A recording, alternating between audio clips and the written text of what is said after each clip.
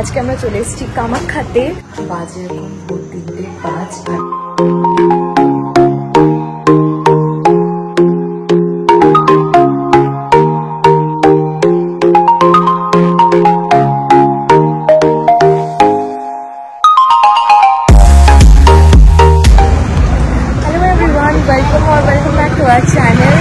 আমরা পৌঁছে গেছি আজকে কামাখ্যাতে। বহুদিনের ইচ্ছা ছিল। অ্যান্ড ভেরি গুড মর্নিং যদিও নেই, এখন আফটারনুন হয়ে গেছে, 1:45 মতো বাজে। আমরা কিভাবে এসেছি সেটা সবার প্রথমে তোমাদের বলে দিই। আমরা হাওড়া থেকে 4:05 সরাইঘাটা এক্সপ্রেস ধরেছিলাম, যেটা কামাখ্যা স্টেশনে পৌঁছানোর কথা ছিল 10:45, বাট ট্রেন অনেকটাই লেট। আমরা 1:11 পৌঁছেছি, আর তারপরে আধ ঘন্টা লাগলো আমাদের হোটেলে আসতে। তো আমরা পৌঁছে গেছি। হোটেল রুমস এখন ক্লিন হচ্ছে, তো বাইরে একটু ওয়েট করছি। আর রুম পেয়ে গেলে দেন তোমাদের রুম ট্যুরও দেবো, আর পুরো ডিটেল ট্যুরটাও শেয়ার করবো তোমাদের সাথে। তো কিপ ওয়াচিং।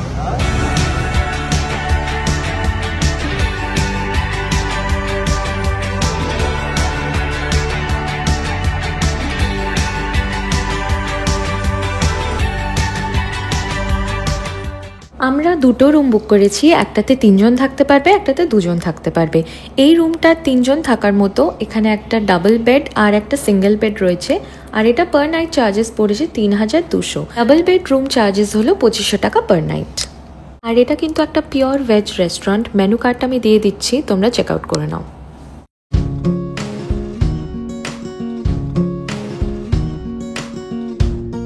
বাজে এখন ভোর 3:05 আর আমরা বেরোচ্ছি মন্দিরের উদ্দেশ্যে। আর লাইন দিতে হবে নাকি, আমরা তাড়াতাড়ি গিয়ে ভিআইপি লাইনের টিকিট কাটবো, সেই জন্যই এত তাড়াতাড়ি যাওয়া। গিয়ে দেখা যাক কীরকম কী হয়, তোমাদের সব ইনফরমেশন দেবো। আমাদের হোটেলের লোকেশনটা খুব ভালো, মাত্র 400 মিটার দূরেই মন্দির। আর মন্দির পৌঁছানোর পর ওখানে কিন্তু হুইল চেয়ারেরও ব্যবস্থা আছে। অম্বুবাচী কদিন ছাড়া সারা বছরই দর্শনের জন্য মন্দির খোলা থাকে, তো তোমরা যখন খুশি আসতে পারো, কিন্তু অক্টোবর থেকে মার্চের মধ্যে আসলে ওয়েদারটা ভীষণ প্লেজেন্ট পাবে। আমার একটা অনেক দিনের ইচ্ছা পূরণ হচ্ছে। অনেক দিন আমার ইচ্ছা ছিল ফের কামাখ্যাতে আসবো, তো ফাইনালি যাবো আজকে মন্দিরে।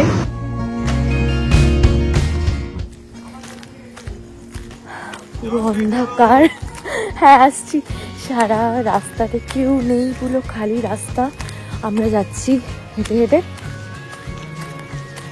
হ্যাঁ গেটে উৎসব বলছে, গেটের ওখানে ভিড় হবে, ওখানে হবেই। জেনারেল কুপন কাটলে এখান থেকে লাইন দিতে হবে। পার্কিংয়ের একদম সামনে থেকেই লাইন চালু হচ্ছে। আর যদি তোমরা ভিআইপি টিকিটস কাটতে চাও, তাহলে অন্য সেবা কুপন কালেকশন সেন্টারের পাশ দিয়ে যে সিঁড়িটা গেছে, সেই দরজার সামনে গিয়ে তোমাদের লাইন দিতে হবে। ভিআইপি লাইনের ডেইলি লিমিট হলো 200 লোক। মাত্র 200 দর্শনার্থীদেরই সুযোগ দেওয়া হবে দর্শন করার। আর জেনারেলের হলো 2100। ভিআইপি টিকিটস তোমরা অনলাইনেও বুক করতে পারো, আমি লিঙ্কটা ডেসক্রিপশন বক্সে দিয়ে দেবো, অবশ্যই চেক করে নিও। ওখানে আমরা প্রথম 10 জনের মধ্যেই আছি লাকিলি, তো হোপফুলি খুব একটা সময় লাগবে না, তাড়াতাড়ি আমরা ঢুকে যাবো। এখন আমরা ডালি নিতে এসেছি, আর যেখানে আমরা চটি রাখবো। এই দোকান থেকে আমরা নিচ্ছি ডালি। রামেন স্টোর, সিঁড়ির একদম সামনেই এই স্টোরটা।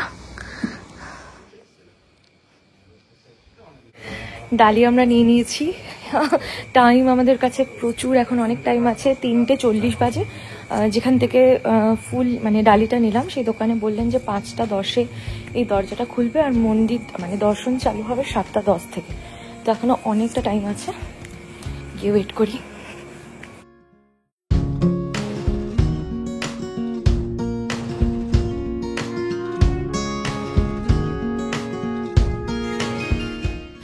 ঘড়িতে এখন 5টা মতো বাজে, আর ভিড় কিন্তু বেশ বেড়ে গেছে অলরেডি।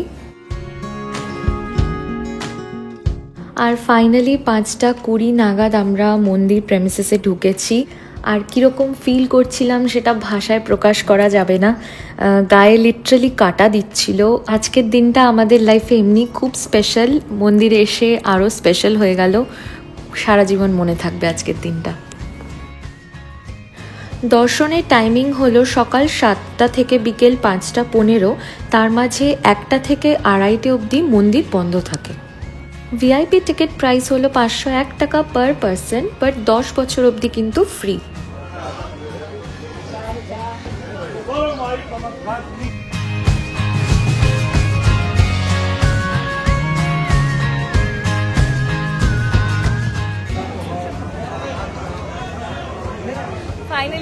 দর্শন কমপ্লিট। এখন বাজে 8:05, আমাদের সব কিছু হয়ে গেছে।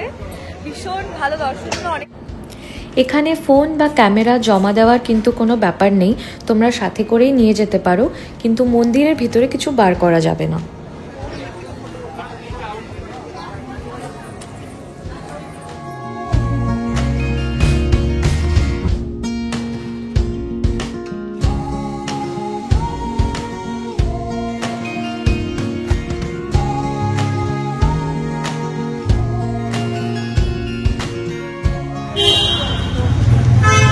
হোটেল ফিরছি।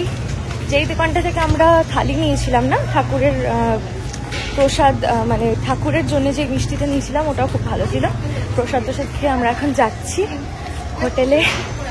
আজকে আমরা যাচ্ছি শেরগাঁও।